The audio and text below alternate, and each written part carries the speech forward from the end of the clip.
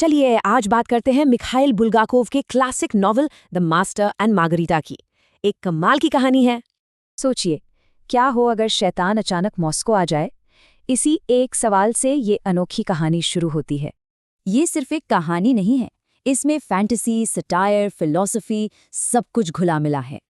असल में नॉवल में 3 कहानियां एक साथ चलती हैं जो आखिर में आकर एक दूसरे से जुड़ जाती हैं। तो पहली कहानी शुरू होती है 1930 के मॉस्को में, जहां एक बहुत ही अजीब मेहमान आता है। ये रहस्यमयी शख्स है वोलैंड। और जानते हैं ये कौन है? खुद शैतान, जो मॉस्को के लोगों को परखने आया है।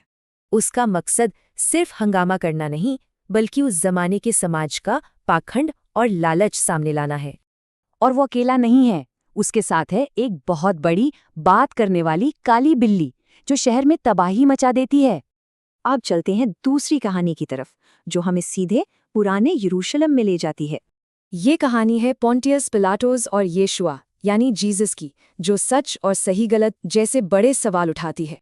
एक तरफ है यीशुआ का सच और दूसरी तरफ पिलातुस का डर, दिल की आवाज और दुनिया का दबाव। यही है असली संघर्ष। और अब तीसरी कहानी, जो इस नॉवल का दिल है, एक बहुत ही दमदार लव स्टोरी। कहानी है एक लेखक की जिसे मास्टर कहा गया है। सिस्टम उसे इतना तोड़ देता है कि वो अपनी किताब ही जला देता है।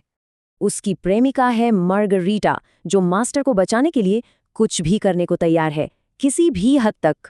और यहीं वो एक बड़ा फैसला लेती है। अपने प्यार के लिए वो शैतान यानी वोलेंड से सौदा करेगी। इस सौदे के लिए मार्गरीटा एक रात के लिए डायन बनती है और शैतान की ग्रैंड पार्टी को होस्ट करती है। तो अब सवाल ये है कि इन तीनों कहानियों का आखिर होता क्या है। अंत काफी फिलोसॉफिकल है। आखिर में मास्टर और मार्गरीटा मिल तो जाते हैं, पर उन्हें शांति इस दुनिया में नहीं मिलती। तो इन कहानियों के जरिए नॉवल में प्यार, अच्छाई, बुराई और सच की ताकत जैसे बड़े थीम्स को छुआ गया है। और कहानी हमें इसे गहरे सवाल के साथ छोड़ जाती है। अगर सुकून इस दुनिया में नहीं है, तो फिर कहाँ है?